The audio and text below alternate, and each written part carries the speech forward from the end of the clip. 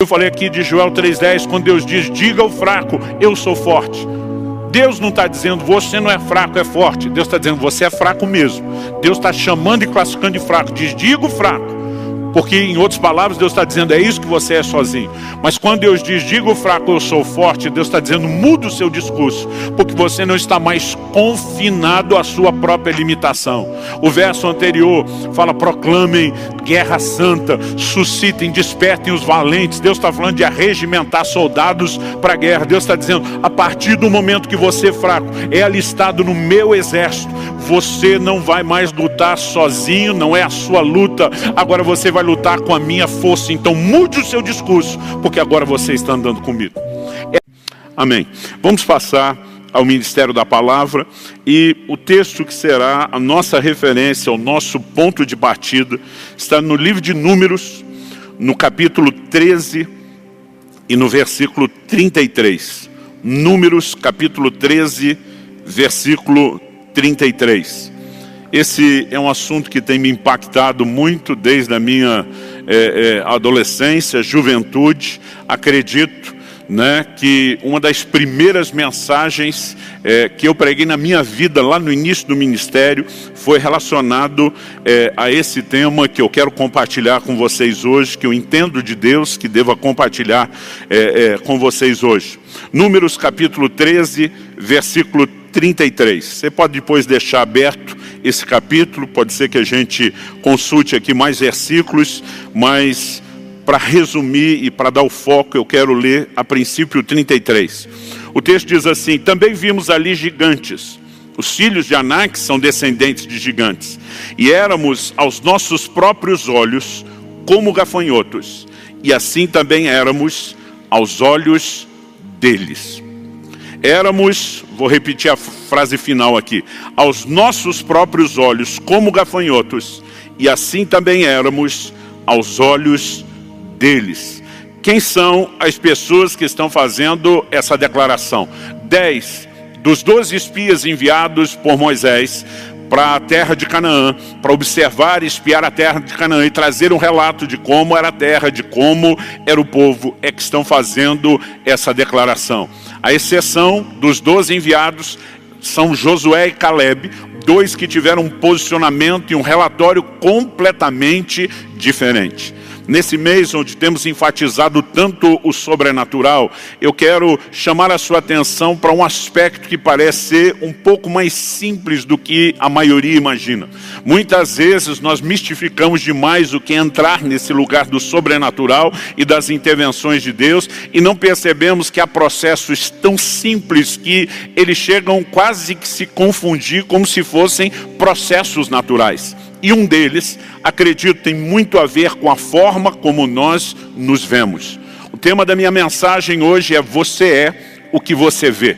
A maneira como nós nos vemos determina também aquilo que nós receberemos. Quando eles estão dizendo que se viam como gafanhotos, não quer dizer que eles se imaginavam literalmente como gafanhotos, mas estava dizendo, nós não somos nada diante desses gigantes. Nós não podemos, nós não conseguimos, não há nenhuma probabilidade da gente reverter ou mudar essa situação. Nós seremos esmagados, devorados por eles. Aliás, o posicionamento de Josué e Caleb, no capítulo 14, a partir do versículo 6, é justamente o contrário. Ele diz, não, ausentou-se deles, falando dos gigantes, a sua defesa, o Senhor é conosco, nós podemos consumi-los como pão. Enquanto eles se viam, os 10 espias, como pessoas que seriam consumidas, derrotadas, Josué e Caleb está dizendo, não, nós somos os conquistadores, nós somos os vencedores, o Senhor está conosco.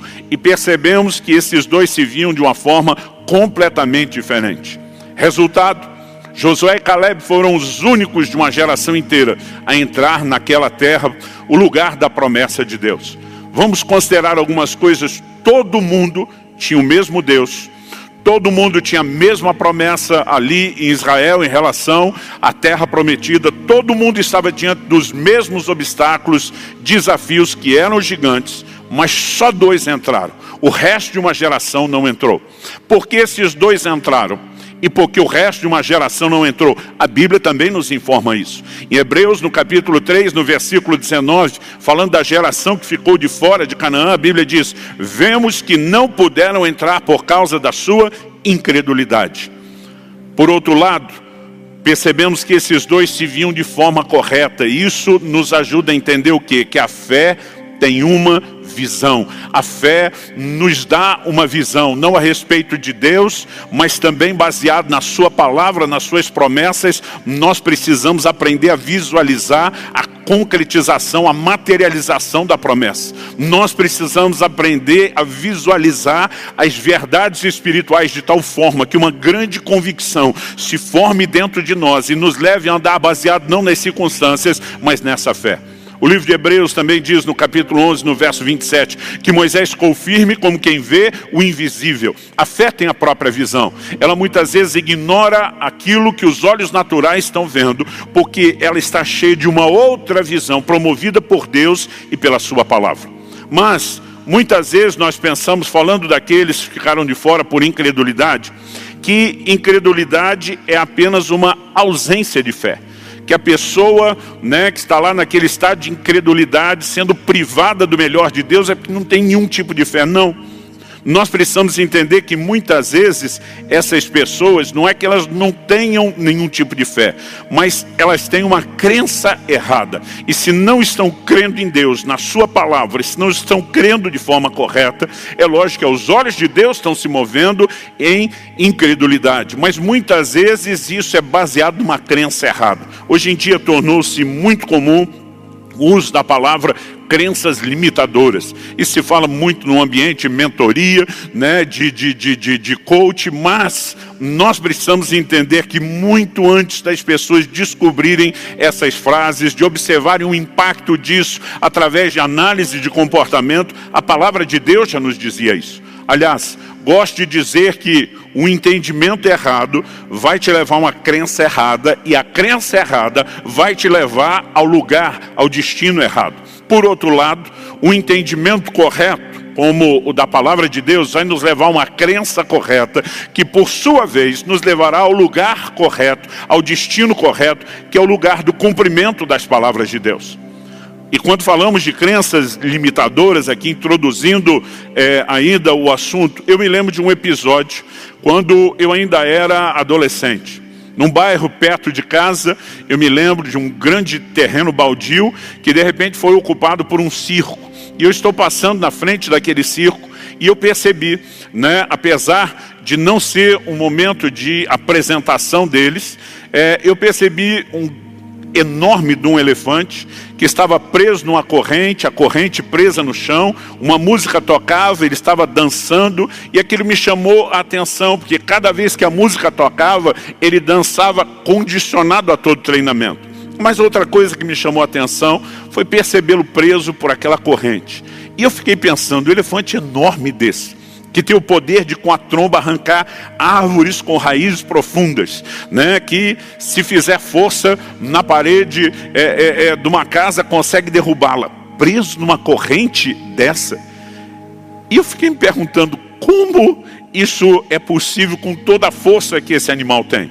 E num outro momento, conversando com uma outra pessoa, com um amigo, ele me contou uma história e diz: olha, em relação a essa questão dos elefantes, o que se diz é que, principalmente na África, onde são capturados, normalmente eles são presos quando ainda filhotes. E quando ainda filhotes, eles são amarrados, não é nem por uma corrente, é por uma corda. Essa corda, ela fica presa numa estaca de madeira fincada no chão de terra. Mas porque ele ainda é um filhote, ele não tem força para escapar. Ele tenta, até que ele desiste. Porque de alguma forma aquele elefante acaba assimilando uma imagem interior de que esse fio que prende a minha pata não pode ser vencido. E à medida que ele cresce, ele agora tem força para arrebentar a corda, a estaca, para arrancá-la do chão, ou mesmo depois, nos grandes centros urbanos pelo mundo, como esse que eu vi, quebrar aquela corrente, mas ele está limitado por uma visão interior que foi assimilada. Bom, eu não quero discutir a psicologia dos elefantes, o fato é que isso tem sido visto ao longo do tempo, ao longo da história e pelo mundo, e eu quero usar isso apenas como uma ilustração. A ideia aqui é apresentarmos os princípios bíblicos que regem a nossa vida. E eu quero começar, em primeiro lugar, destacando o que eu quero classificar aqui do poder de uma autoimagem. Muitas pessoas, às vezes, ouvindo, a pregação do Evangelho, eu percebo que alguns têm uma resistência enorme quando usamos termos como esse. Falei anteriormente de crenças limitadoras, agora de autoimagem, e alguns normalmente têm uma resistência quando ouvem algumas expressões da psicologia como autoimagem. É verdade que, por um lado, até eu me incomodo de perceber, às vezes, eu não quero generalizar, mas em alguns casos, uma psicologização exagerada, quando se trata da comunicação do Evangelho. Mas, por outro lado, se queremos ter bom senso, nós não podemos, mera e simplesmente, à luz da palavra de Deus, jogar fora a constatação de algumas ciências. Então, a psicologia se baseia no quê? Na observação do comportamento humano, para simplificar, e falar isso numa linguagem bem leiga. E à medida que vão observando, eles reconhecem o quê? Que há determinados comportamentos, reações, que eles se repetem ao longo da história, em qualquer lugar e com qualquer tipo de pessoa, independente de onde moram, a raça, a cultura. Então, eles simplesmente vão fazendo essas análises, chegando a algumas conclusões. E aí nós temos alguns crentes que às vezes vão para aquele radicalismo de dizer, não, isso não é algo bíblico, isso é algo do mundo, nós não podemos aceitar. Eu me pergunto, quando se trata da lei da gravidade, um crente fica olhando e dizendo, isso é coisa do mundo, isso é secular? É claro que não, porque a própria Bíblia reconhece a lei. Não use esse nome, assim como você não vai ver a Bíblia usando a expressão autoimagem, não vai falar de lei da gravidade. Mas na Bíblia, pessoas e coisas caem, Deus estabeleceu algumas regras e cuidados a respeito disso. E nós percebemos na tentação de Jesus, lá no deserto, que o próprio diabo, o induz a querer se jogar do pináculo do templo, alegando que os anjos iriam segurá-lo, espiritualizando, uma promessa. E Jesus se posiciona e diz, não tentarás ao Senhor teu Deus. Em outras palavras, ele estava dizendo, o próprio Criador estabeleceu a lei da gravidade, não para que a gente brinque com ela, mas para que a gente a reconheça. Então nós podemos falar a respeito de outros assuntos. Semeadura e ceifa, por exemplo, não é um assunto só da agronomia. A Bíblia fala sobre isso, tanto no literal como no aspecto espiritual. Quando estava prestes a operar meu joelho, eu lembro que eu mandei uma mensagem para o ortopedista que ia me operar, cristão, um amigo querido. E eu mandei para ele um texto que eu nunca tinha reparado na Bíblia, mas por aqueles dias me chamou a atenção, que é Ezequiel 30, 21. Deus diz assim, filho do homem, eu quebrei o braço do faraó, rei do Egito, e eis que não foi atado, para que seja tratado com remédios, nem posto numa tala, para tornar-se forte o bastante para empunhar a espada. Deus está dando apenas um exemplo, mas nesse exemplo, ele já nos faz perceber o quê? Os procedimentos médicos daquela época, da antiguidade. E o Egito é conhecido pelos seus procedimentos médicos desde a antiguidade, considerados para a época avançados. Deus está falando de um braço quebrado, que tem que ser atado, tem que ser tratado com remédio, precisa de uma tala, e de todo um processo para tornar-se forte o bastante, porque o propósito da recuperação não é apenas garantir que o osso cicatrize no lugar certo e não de forma torta, mas que ele possa depois se recuperar a ponto de se tornar forte. Agora, eu fico imaginando, com o radicalismo que alguns crentes têm, com expressões da psicologia, se eles agem da mesma forma com relação a todas as outras ciências. Não posso fazer uma cirurgia como essa, porque a Bíblia não fala sobre ortopedia. Na verdade, fala. E nós precisamos, de fato, ter apenas um pouquinho de bom senso e equilíbrio. Não gosto quando as pessoas tentam adaptar a palavra de Deus à psicologia, mas quando a psicologia está reconhecendo princípios milenares que a palavra de Deus sustenta, É lógico que nós podemos simplesmente reconhecer essa combinação. Então, espero que isso te ajude a não ter resistência, porque o que eu quero falar, não sou um psicólogo, não tenho conhecimento profundo da área. O que eu quero compartilhar aqui é a palavra de Deus. Então vamos ver o que a Bíblia diz a respeito do poder de uma autoimagem, da forma como nós nos vemos. Porque o que percebemos desde o versículo inicial é que no momento crucial da nação de Israel, aqueles 10 espias se veem da forma errada, porque se viam como gafanhotos, né? Não puderam viver, experimentar, desfrutar aquilo que Deus disponibilizava. Outros 2 que se viam de forma correta, e daqui a pouco vou falar melhor sobre o que é se ver da forma correta em Deus, né? Outros 2, porque se viam de forma correta, eles puderam entrar nesse lugar, né, do cumprimento da promessa do próprio Deus. Então, o que eu e você precisamos entender quando falamos a respeito do poder de uma autoimagem, são declarações como, por exemplo, Provérbios 27, 19. Eu vou ler em algumas versões diferentes. Vou começar primeiro na Nova Almeida Atualizada, que diz: como a água reflete o rosto, assim o coração reflete o que a pessoa é. Quando ele usa a expressão a água reflete o rosto, está falando de uma época onde a maioria das pessoas não tinha espelho. E os poucos que tinham condições, né, eles tinham espelhos feitos de bronze batido, polido, e o reflexo, apesar da pessoa poder ter algo, em casa o reflexo não era assim tão perfeito. Então a maioria das pessoas tinha um único espelho, era olhar na água o reflexo do próprio rosto. Então a Bíblia está dizendo, como a água reflete o rosto, assim o coração reflete o que a pessoa é. Vou ler isso na Nova Tradução da Linguagem de hoje. Assim como a água reflete o rosto da gente, o coração mostra o que a pessoa é. E agora na NVI, a Nova Versão Internacional, assim como a água reflete o rosto, o coração reflete quem nós somos. Estão fazendo questão de apresentar, né, traduções, versões diferentes, porque todas, com palavras distintas, vão dizer exatamente a mesma coisa. O que a palavra de Deus está apresentando aqui é o seguinte: ao olhar a imagem refletida na água, estou vendo uma réplica exata de qual é o meu rosto. E a Bíblia está dizendo que o meu coração é uma réplica exata de quem eu sou. Significa o quê? Que aquilo que afeta o meu coração, afeta a minha identidade, afeta a minha forma de viver. Provavelmente seja por isso que em Provérbios, no capítulo 4, no versículo 23, a Escritura Sagrada diz: sobre tudo que se deve guardar, guarda o teu coração, porque dele procedem as fontes da vida. Alguém disse, se você quiser macular um rio, você não precisa se preocupar em correr, né, toda a extensão do rio, tentando sujar todo o leito do rio. Basta apenas contaminar a fonte, o manancial, a origem dele, e todo o restante terá sido contaminado. Estou dizendo isso porque, né, se há um lugar que afeta todas as áreas da nossa vida, é o coração. Ele é esse manancial, ele é o lugar onde a palavra de Deus está dizendo sobre tudo o que se deve guardar. Não é a única coisa.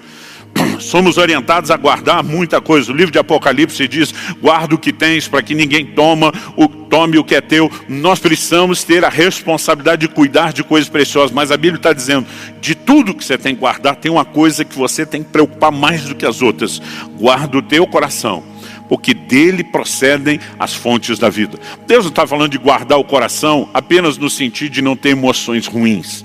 Nós precisamos entender que isso começa a partir das nossas crenças, a partir das nossas convicções. Porque aquilo que afeta o coração acaba nos definindo.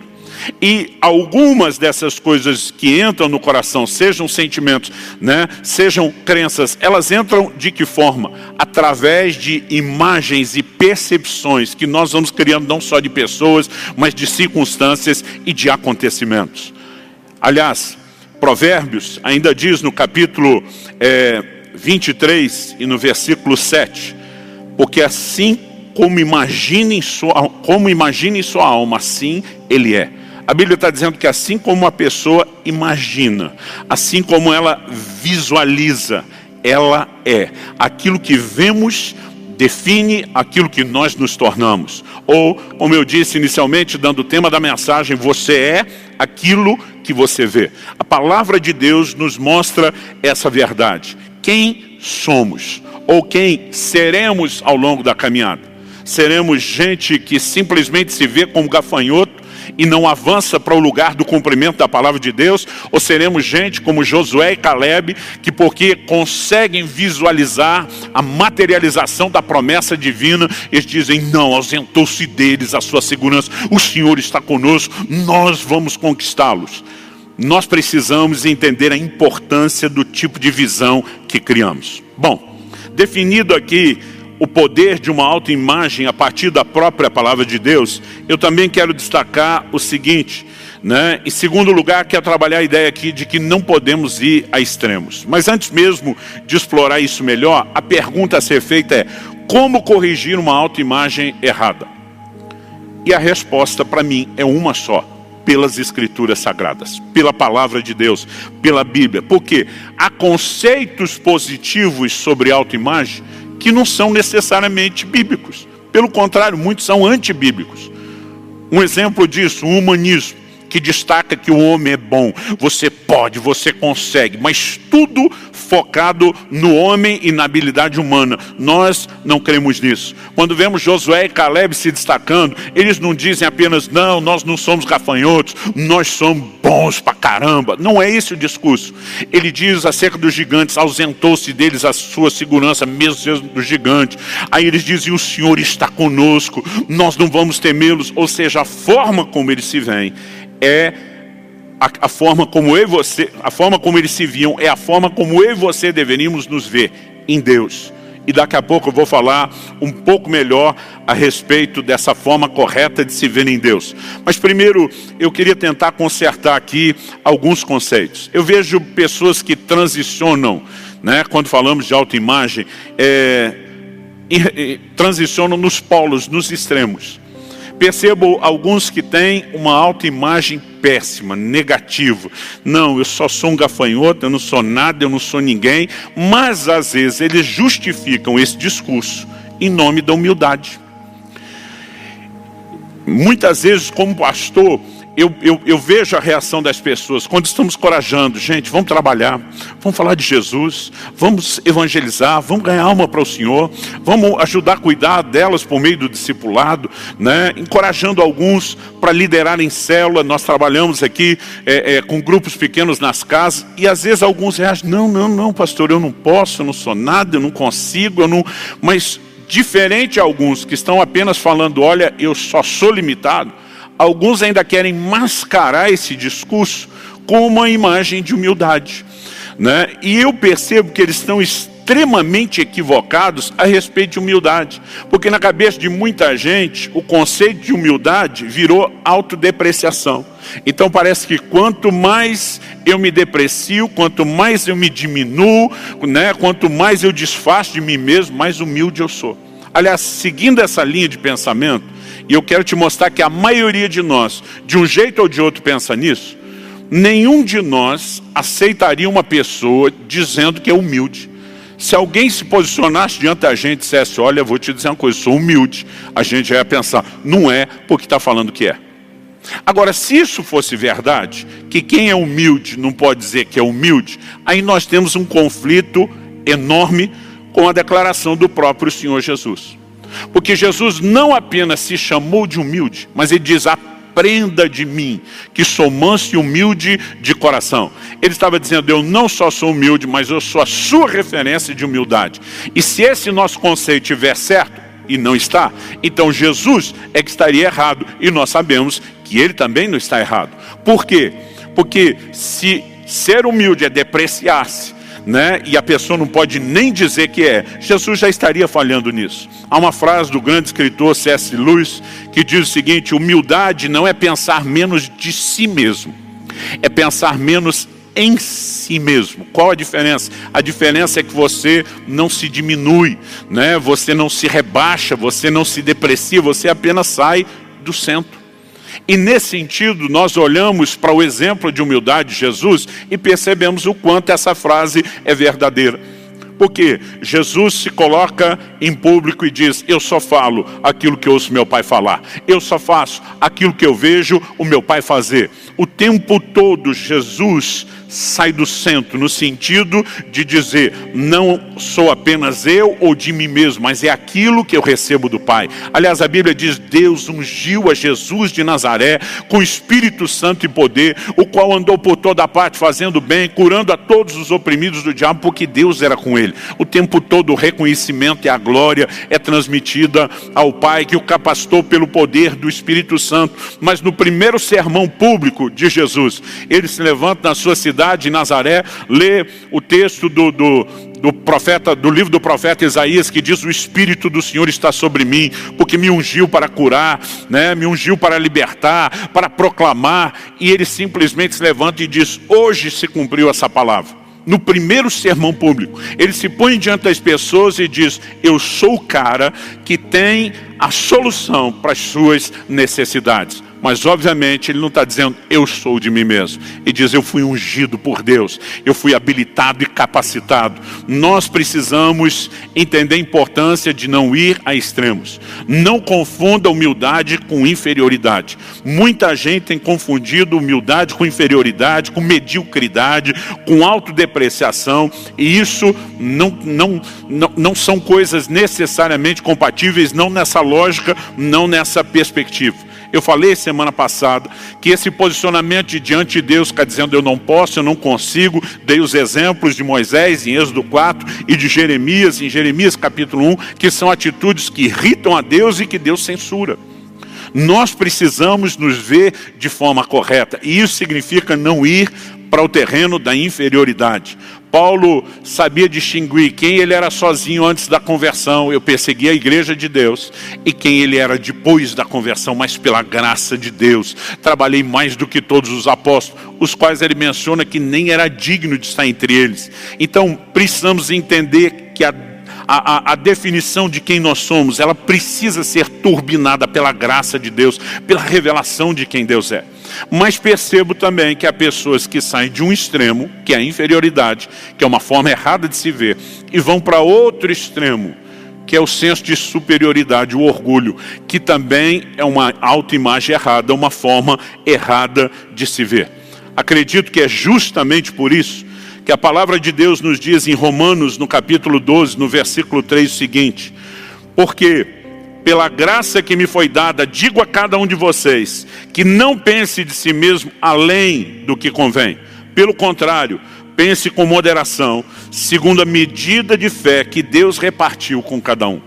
Eu gasto 2 capítulos inteiros no meu livro Revelação, o caminho para a realização, para falar desses extremos: não pensar aquém do que convém, inferioridade, e não pensar além do que convém, superioridade. Quando ele fala de moderação, existe um ponto de equilíbrio. Onde está o ponto de equilíbrio? Ele diz que nós temos que pensar de nós mesmos com moderação, segundo a medida da fé que Deus repartiu com cada um de nós. E daqui a pouco eu vou mexer nesse assunto. Como a fé vem? A fé vem por ouvir a palavra de Deus. Portanto, quem define aquilo que eu e você precisamos pensar a respeito de nós mesmos é a revelação da palavra de Deus, e talvez em questões muito pessoais, o direcionamento do Espírito Santo como uma palavra muito pessoal. Nós precisamos entender exatamente o que somos, porque se tem gente que não faz nem o mínimo que deveria, que foi chamado a fazer, porque se vê como inferior, tem gente tentando ser e fazer mais do que deveria, porque se vê de forma errada. Alguns exemplos bíblicos, vamos lá. Em Apocalipse, no capítulo 2, no versículo 2, o Senhor se dirige ao anjo, ao mensageiro da igreja de Éfeso, e ele começa de cara dizendo o seguinte: sei que você não pode suportar os maus, e que pôs à prova os que se declaram apóstolos e não são, e descobriu que são mentirosos. Olha o que Deus está dizendo: você colocou à prova gente que está dizendo que é apóstolo sem ser. A pergunta é: por que alguém diria que é apóstolo sem ser? Em primeiro lugar, se os crentes daquela época, do início da igreja, acreditassem que só havia 12 apóstolos do Cordeiro e mais nenhum, não tinha que colocar à prova nenhum outro diferente dos 12 falando isso. É lógico que o ministério apostólico era abrangente. Além dos 12 apóstolos do Cordeiro, incluindo, Matias, o substituto de Judas, nós temos outros, são chamados de apóstolos, Paulo, Barnabé, vários outros no Novo Testamento. Então, eu reconheço, que haviam muitos ministérios que se classificavam como apóstolos. O problema é que alguns foram levantados por Deus para ser apóstolos e outros apenas queriam ser isso.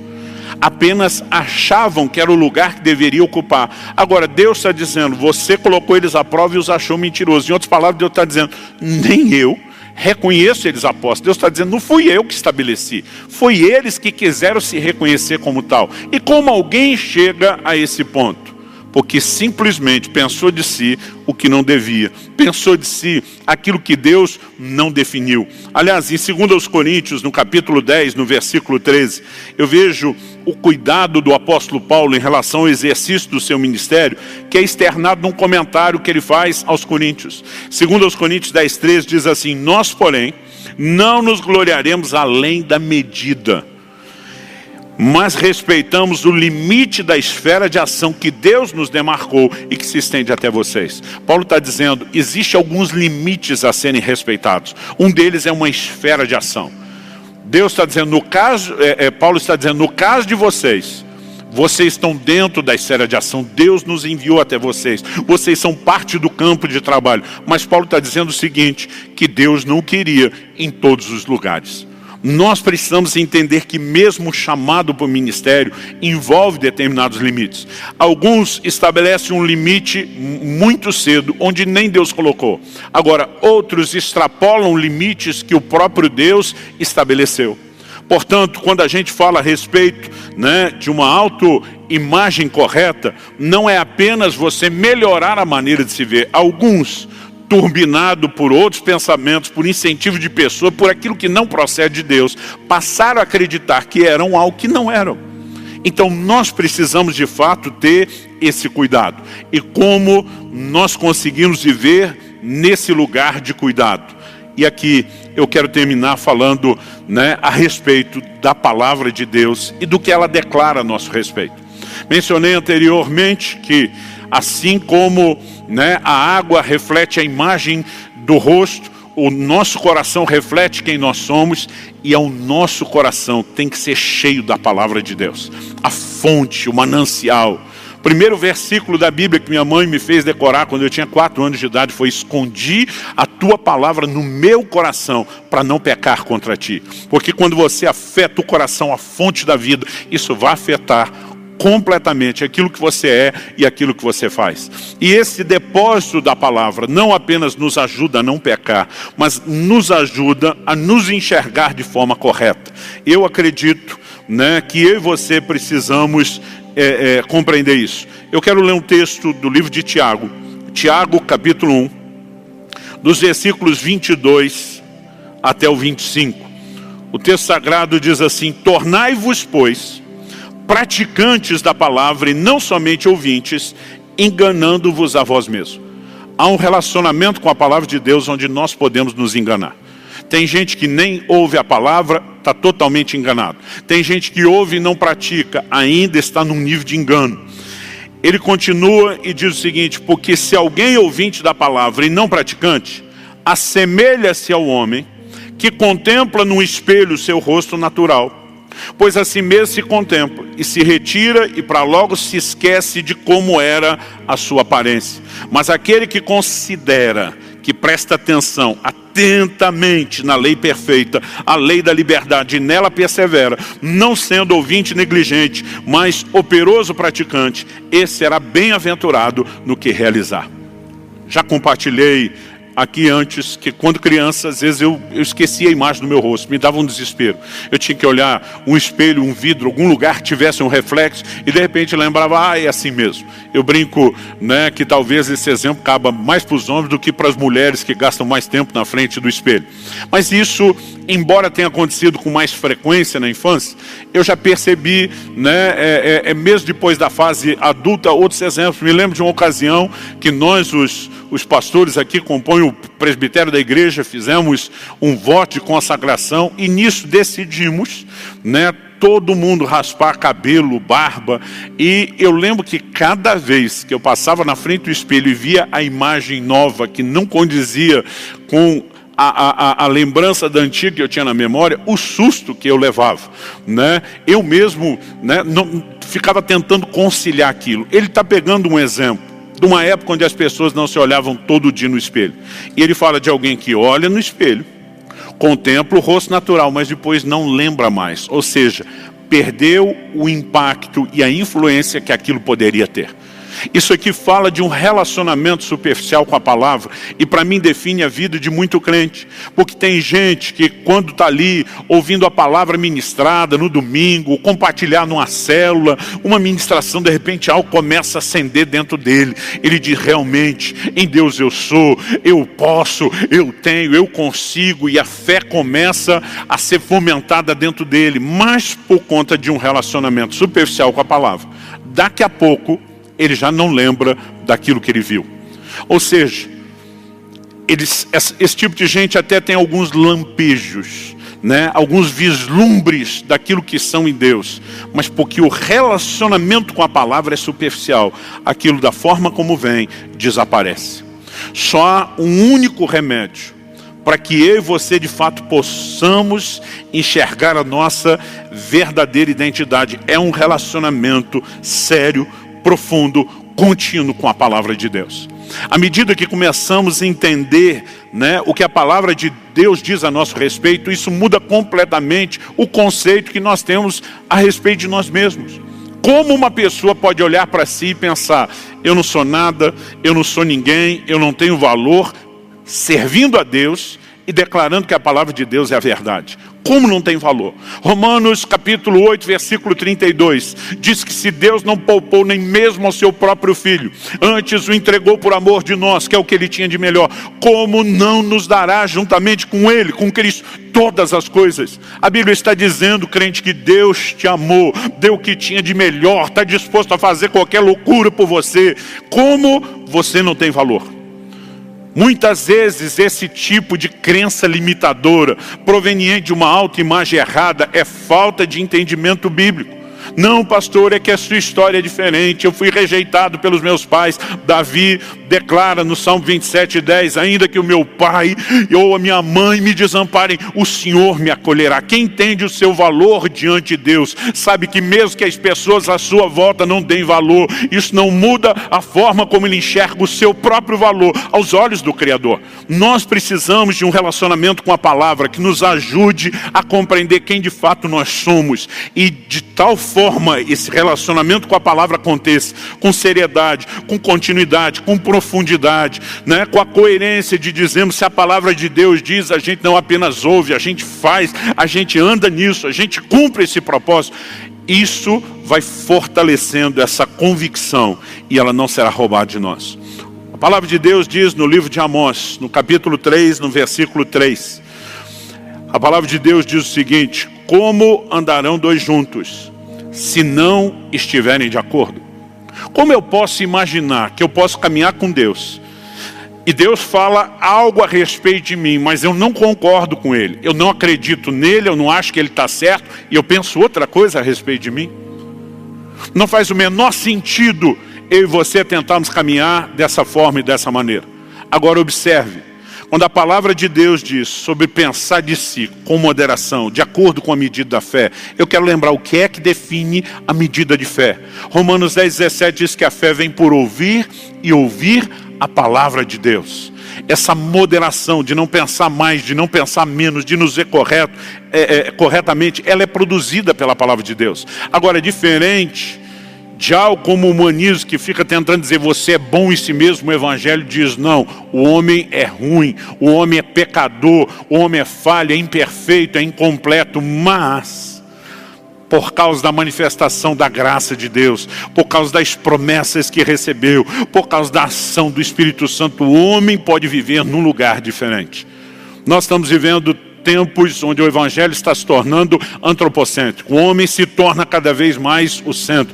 E nós precisamos voltar a esse lugar de um Evangelho como era desde o início, cristocêntrico.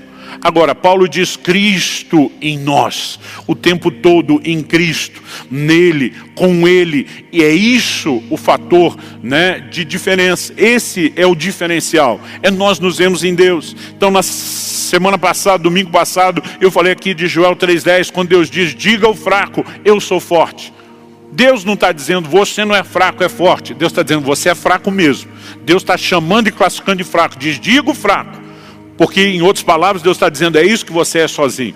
Mas quando Deus diz, diga o fraco, eu sou forte, Deus está dizendo, muda o seu discurso. Porque você não está mais confinado à sua própria limitação. O verso anterior fala, proclamem guerra santa, suscitem, despertem os valentes. Deus está falando de arregimentar soldados para a guerra. Deus está dizendo, a partir do momento que você é fraco, é alistado no meu exército, você não vai mais lutar sozinho, não é a sua luta. Agora você vai lutar com a minha força. Então mude o seu discurso, porque agora você está andando comigo.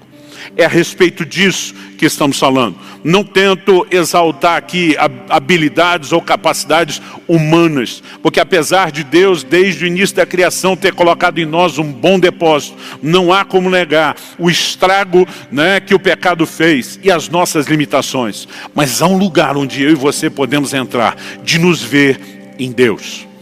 Eu quero caminhar aqui para a conclusão, falando a respeito da história que James Aggrey, político e educador de Gana, país da África Ocidental, que teve uma grande contribuição, né, no processo que os levou à independência. Uma história que ele contou numa reunião de lideranças populares em 1925, para inspirá-los a se deixarem, a deixarem de se ver como fracos e inferiores. Um pensamento que principalmente a dominação dos brancos no continente africano tinha por muito tempo tentado produzir. Para ajudá-los nessa reforma, nessa mudança de pensamento, ele contou uma parábola, uma ilustração.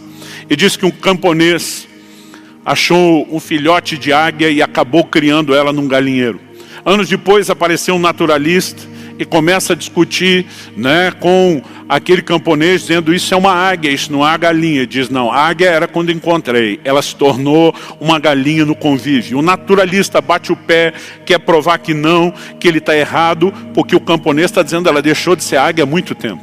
E ele pega aquela águia e joga para cima, tentando ver a reação dela, se voaria, e ela simplesmente só bate as asas para aterrissar como uma galinha. Ele sobe no alto do celeiro, repete o gesto, e a águia repete também o gesto, agindo como galinha.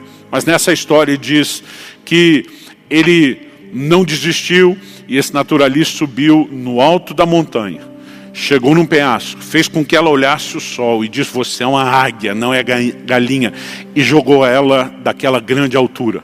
Então ela se debateu no início como quem fosse apenas, né, aterrissar. E provavelmente, por conta da altura, o instinto, algo foi provocado e ela começou a voar.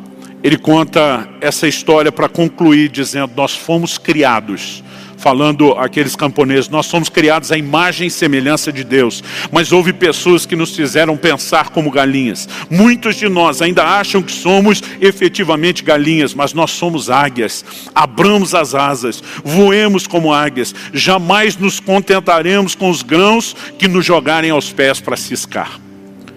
Obviamente a gente reconhece o valor daquilo que ele fez num plano natural e emocional. Mas o que estamos falando é maior do que isso.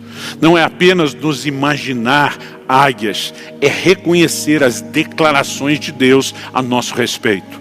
Nós precisamos nos enxergar de forma diferente na perspectiva da palavra de Deus. Ainda na fase de adolescência, eu fui muito impactado, principalmente com a literatura de Kenneth Hagin falando a respeito de fé. E eu me lembro de uma frase que via, né, ser continuamente repetida. Eu sou o que a Bíblia diz que eu sou. Eu tenho o que a Bíblia diz que eu tenho. E eu posso o que a Bíblia diz que eu posso fazer. Sabe, à medida que nós vamos percebendo isso em Deus, isso é algo revolucionário. E me permita terminar citando apenas alguns poucos textos bíblicos que falam daquilo que nós somos, daquilo que nós temos e daquilo que nós podemos em Cristo Jesus. E eu quero que você, com essa dose descarregada de uma vez só, pense se você tem se enxergado da forma correta ou não. De acordo com 2 Coríntios 5,17, eu sou uma nova criatura. Efésios 4,24 diz que eu fui criado em verdadeira justiça e santidade. Romanos 8,16 diz que eu sou filho de Deus. E o verso 17 diz que eu sou herdeiro de Deus e co-herdeiro com Cristo. Apocalipse 5,10 diz que eu sou rei e sacerdote para Deus o Pai. 2 Coríntios 5,21 diz que eu sou a justiça de Deus em Cristo Jesus.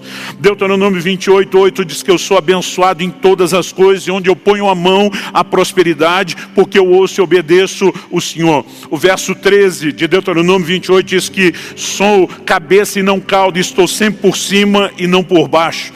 1 Coríntios 1,2 diz que eu sou santificado em Cristo. Romanos 8,37 diz que eu sou mais do que vencedor. Mateus 5,13 e 14 diz que eu sou sal da terra e luz do mundo. 1 de Pedro 2,9 diz que eu sou geração eleita, sacerdócio real, nação santa, povo de propriedade exclusiva de Deus. Efésios 2,22 diz que eu sou morada de Deus no Espírito. 1 Coríntios 3,16 diz que eu sou santuário de Deus aqui na terra. Salmo 28,7 diz que eu sou forte porque o Senhor é a minha força, a força da minha vida.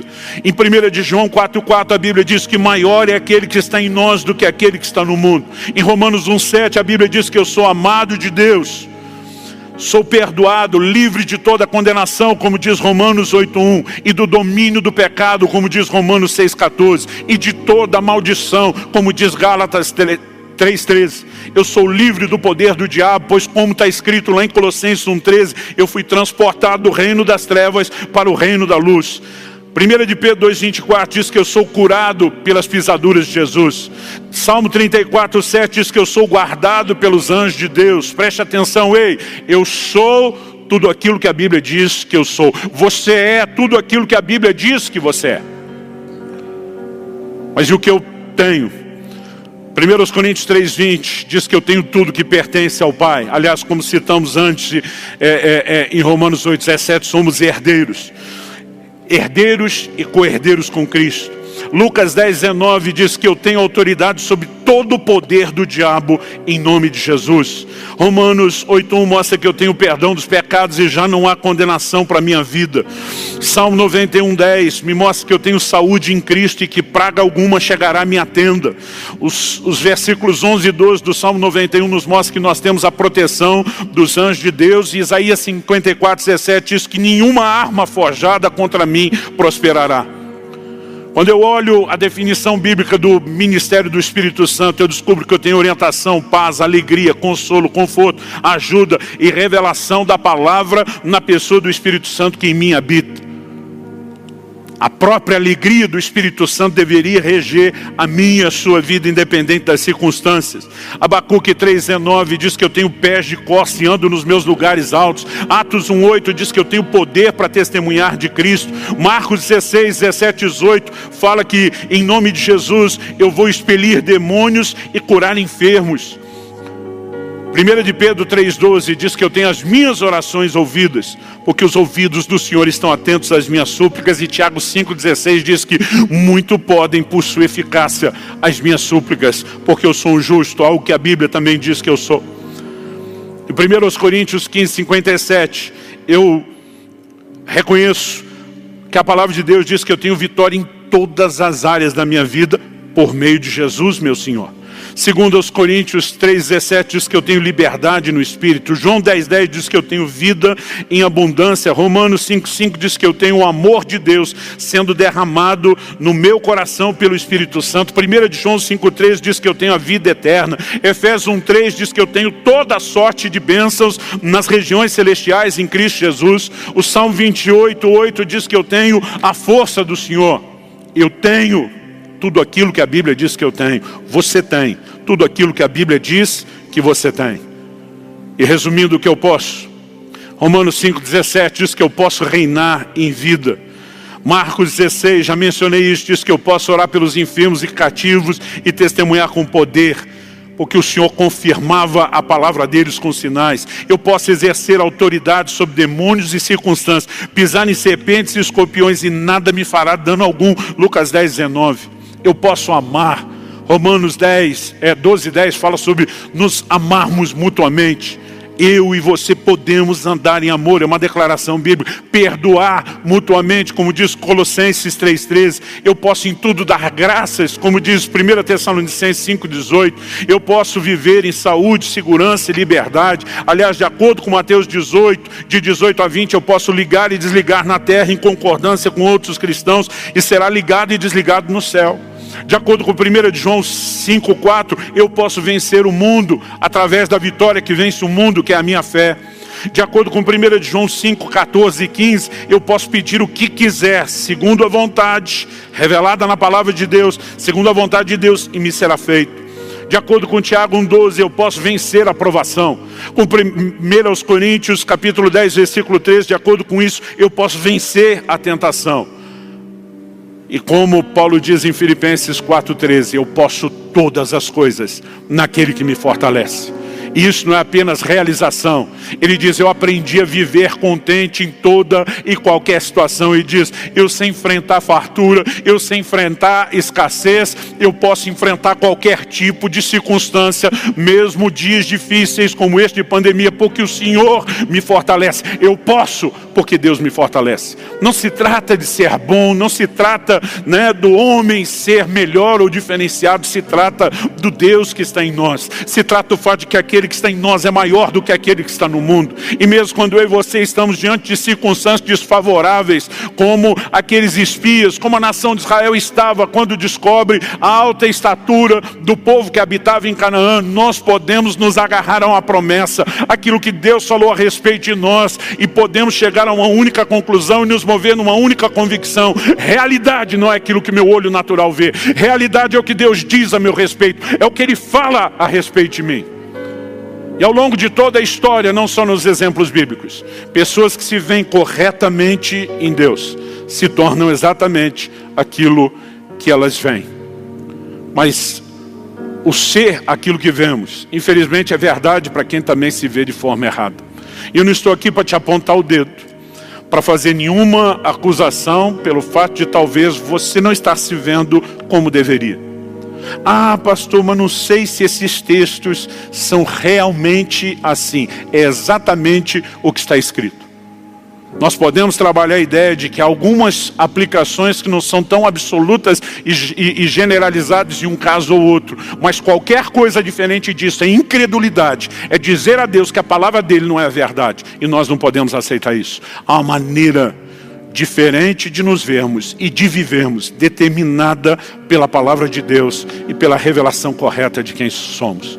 Então, como eu disse antes, a ideia aqui não é acusar ninguém que não está se vendo como deveria, é te ajudar a passar a se ver como você deveria se ver. Volte à palavra de Deus. Volte à palavra de Deus. Nós precisamos ler a Bíblia não apenas buscando conhecimento e informação. Ela é a fonte da nossa revelação, ela alimenta a nossa fé, ela é alimento para o nosso espírito, ela restaura a nossa mente, a nossa forma de pensar. E um povo que anda e vive pela palavra de Deus andará e viverá de forma diferente. Você é aquilo que a Bíblia diz que você é. Você tem aquilo que a Bíblia diz que você tem. E você pode aquilo que a Bíblia diz que você pode. Eu quero terminar orando com você. Pai, eu oro que o Espírito Santo, o Espírito da verdade, traga luz, revelação, entendimento da Tua palavra. Abre os nossos olhos, ó Deus, para entender onde estamos. Ajuda-nos por meio daquela aplicação personalizada que só o Senhor pode fazer, a nos movimentar em direção ao lugar onde deveríamos estar em Deus, a uma volta à palavra, a uma percepção correta. Pai, eu oro por renovação da mente, eu oro por mudança de pensamento, eu oro de fato por essa revelação de Deus que nos leve a uma revelação de nós mesmos e que afete não apenas a nossa identidade, como também a nossa produtividade. Eu clamo por isso em nome de Jesus. Em nome de Jesus e para a glória de Deus.